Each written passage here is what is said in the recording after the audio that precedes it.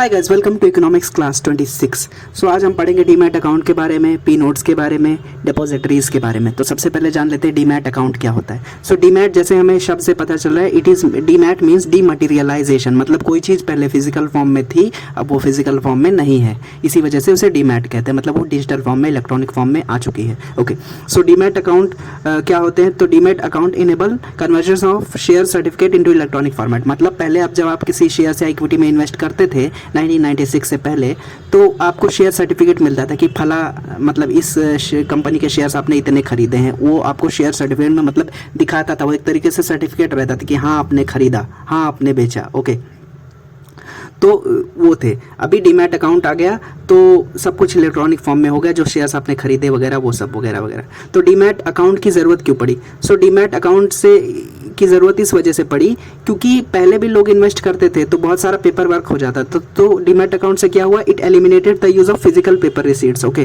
तो पेपर की भी बचत हो रही है और डॉक्यूमेंटेशन भी अच्छा हो रहा है, आपको सब इलेक्ट्रॉनिकली मिल रहा है, किधर आने जाने की ज़रूरत है नहीं। पेपर, फिजिकल पेपर होता था तो वो रहता था कि फट जाएगा, कुछ हो जाएगा, गायब हो जाएगा, कुछ हो जाएगा। ओके, सो डीमैट अकाउंट में ऐसी दिक्कत नहीं है क्योंकि सब कुछ इलेक्ट्रॉनिक फॉर्मेट में है। So demat account have reduced the cost and delivery risk. Okay, so अभी आपको अगर किसी इन्वेस्टर को डीमैट अकाउंट खोलना है तो सबसे पहले क्या करना होगा? So an investor needs to open a demat account with an investment broker, जैसे कि आजकल हैं बहुत सारे मार्केट के अंदर, जैसे आप स्टॉक्स हो गया, ग्रो हो गया, तो उसके साथ खोलना पड़ेगा अकाउंट।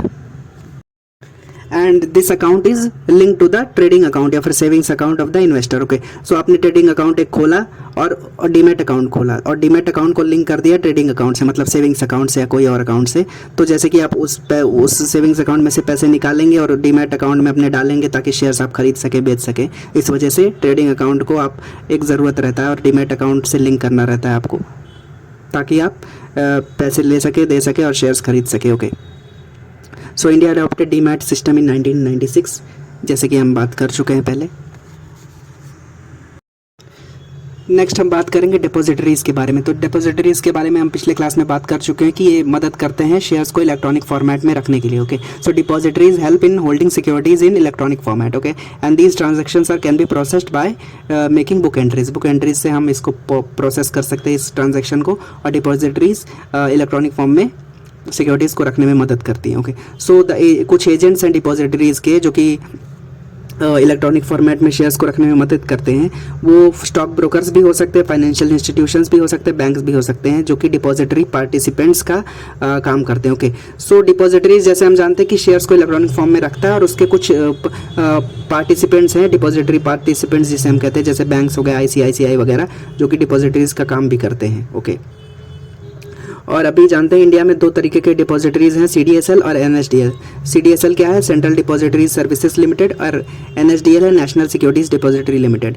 तो जो CDSL है उसके बारे में हमने पिछले क्लास में बात की थी। वो CDSL BSE से लिंक है। ओके, बॉम्बे स्टॉक एक्सचेंज से लिंक है, मतलब बॉम्बे स्टॉक एक्सचेंज के अंदर जो कंपनी के अंदर जो शेयर्स होंगे लिस्टेड, उसकी, और तो BSE मदद लेता है CDSL की, सेंट्रल डिपॉजिटरी सर्विसेज की, अपने शेयर्स को इलेक्ट्रॉनिक फॉर्मेट में रखने के लिए। ओके, तो यही बात है। तो CDSL का इस्टेब्लिशमेंट हुआ था 1999 में, और उसके कुछ प्रमोटर्स हैं, जैसे कि हम जानते हैं BSE पहले हम बात कर चुके हैं, बॉम्बे स्टॉक एक्सचेंज भी एक प्रमोटर है CDSL का, bank of Baroda, bank of India, SBI, HDFC, Standard Chartered bank, LIC etcetera etcetera. Okay, so दूसरा डिपॉजिटरी है इंडिया में, वो NSDL है, नेशनल सिक्योरिटीज़ डिपॉजिटरी लिमिटेड।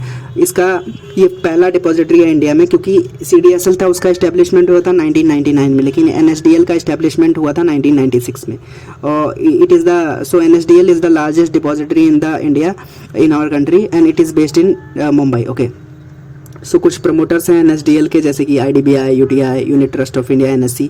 तो नेशनल स्टॉक एक्सचेंज से लिंक्ड है NSDL, मतलब NSE के अंदर जो शेयर्स लिस्टेड रहेंगे, तो NSE मदद लेता है NSDL का अपने शेयर्स को इलेक्ट्रॉनिक फॉर्मेट में रखने के लिए। अभी जानते हैं कि स्टॉक मार्केट को जो हमारे इंडिया में रेगुलेट करता है SEBI, securities and exchange board of India, उसके क्या फंक्शंस हैं। तो सबसे पहले जान लेते हैं कि एक सेंट्रलाइज्ड बॉडी है जो रेगुलेट करती है प्राइमरी और सेकेंडरी मार्केट को। प्राइमरी सेकेंडरी मार्केट क्या है उसके बारे में अभी हम आगे पढ़ेंगे। तो सेकेंडरी और प्राइमरी मार्केट को ये रेगुलेट करता है SEBI, और ये सेफगार्ड करता है इन्वेस्टर्स के इंटरेस्ट को। ओके, सो ताकि अच्छे से प्रमोशन हो सके, डेवलपमेंट हो सके इंडिया के अंदर सिक्योरिटीज़ मार्केट का। ओके, सो सेबी क्या करता है, it also guides the educate small investors, जो स्मॉल इन्वेस्टर्स हैं उसको एजुकेट भी करता है, गाइड भी करता है मेल के थ्रू और भी इन्फॉर्मेशन के थ्रू कि आप मतलब आपके साथ कोई मतलब मिस ट्रीटमेंट ना हो, आपको सारे रूल्स पता होने चाहिए। इस वजह से समय समय पर सेबी अपनी गाइडलाइंस देता रहता है कि ये क्या फेयर है क्या अनफेयर है। Okay, so it also ensures fair settlement of disputes. Okay, so it ensures fair settlement by looking into grievances of investors, SEBI ये भी करता है। ओके, अभी जानते हैं पी नोट्स क्या होते हैं या फिर पार्टिसिपेटरी नोट्स क्या होते हैं। तो पार्टिसिपेटरी नोट्स जानने से पहले हम जान लेते हैं कि जैसे कि कोई बाहर का इन्वेस्टर है, मतलब अपने देश से का नागरिक नहीं है, कोई विदेशी हमारे कंपनी के शेयर्स में इन्वेस्ट करना चाहता है, तो पी नोट्स उसकी मदद करेंगे। कैसे मदद करेंगे जानते हैं। So P notes are also called as offshore derivative instruments. Okay, ये इशू होते हैं एफआईआईस के द्वारा, फॉरेन इंस्टीट्यूशनल इन्वेस्टर्स इसे इशू करते हैं ताकि बाहर के जो इन्वेस्टर्स हैं ना, अपने देश के जो बाहर के हैं, वो जो बाहर दूसरे देश में रहते हैं वो हमारे देश के शेयर्स में इन्वेस्ट कर सके। ओके, तो इसके लिए पी नोट्स की मदद लगती है। सो पी नोट्स एक तरह से ब्रिज का काम करते हैं किसी फॉरेन इन्वेस्टर्स को हमारे देश के शेयर्स में इन्वेस्ट करने के लिए। ओके, और एफआईआईस इसको इशू करते हैं। तो ओवरसीज़ इन्वेस्टर्स को अपने आप को ओवरसीज़ इन्वेस्टर्स जो हैं उनको रजिस्टर नहीं करना रहता सेबी के साथ अपने आप को। So overseas investor don't have to register themselves with the regulator. So उसकी वजह से क्या होता है, रजिस्टर नहीं करता है फॉरेन इन्वेस्टर सेबी के साथ, तो उसकी आइडेंटिटी छुपी रहती है। ओके, और बाद में वो जो पी नोट्स रहते हैं, so they can further be sold to other investors which further erases the investor trail. मतलब ओवरसीज इन्वेस्टर्स को रजिस्टर भी नहीं करना पड़ा रेगुलेटर के साथ, और उस पी नोट्स के थ्रू अपने शेयर्स को वो बेच भी सकते हैं आगे। मतलब जो उन्होंने खरीदा दूसरे देश से, मतलब हमारे देश से, वो आगे और दूसरों को भी बेच सकते हो पी नोट्स के थ्रू। तो इस वजह से और भी आइडेंटिटी छुप जाती है। ओके, सो इसकी वजह से क्या होती है, पी नोट्स की वजह से मार्केट के अंदर बहुत सारी फ्लक्चुएशन और वॉलेटिलिटी रहती है कि बहुत सारे लोगों ने किसने खरीदा पता नहीं, कब बेच दिया पता नहीं। ओके, सो इसकी वजह से मार्केट के अंदर बहुत सारी फ्लक्चुएशन और वॉलेटिलिटी होती रहती है। Okay, in the market therefore they are highly risky. इसी वजह से ये रिस्की हैं क्योंकि आपने कोई खरीद रहा है बेच रहा है, बहुत मतलब वॉलेटिलिटी है, बहुत जल्दी जल्दी खरीद रहा है बेच रहा है, उसकी वजह से शेयर प्राइसेस में फ़र्क आएगा, इसकी वजह से इन्वेस्टर्स को नुकसान हो सकता है। So this instruments are misused by money laundering और टेररिज्म एक्टिविटीज़ की वजह से इसको मिसयूज़ किया जाता है क्योंकि कौन इन्वेस्ट कर रहा है वो पता नहीं चलता ना, इस वजह से। तो गवर्नमेंट ने क्या किया, रिसेंट स्ट्रिंजेंट केवाईसी नॉर्म्स लाया एसएबी ने, ताकि नो योर कस्टमर की कौन इन्वेस्ट कर रहा है कौन नहीं कर रहा है। इसकी वजह से जो लोग गलत काम के लिए करते थे ना पी नोट्स का यूज़, उनका डिक्लाइन हो गया। So these recent stringent KYC norms by the SEBI have led to decline in the circulation of P notes. तो एक अच्छा कदम है जिससे मतलब कुछ नुकसान ना हो हमारी इकोनॉमी को, उसके लिए ये कदम उठाया गया। ओके, सो अभी हम अगला पढ़ेंगे, what is over the counter market. So over the counter market decentralised market होता है।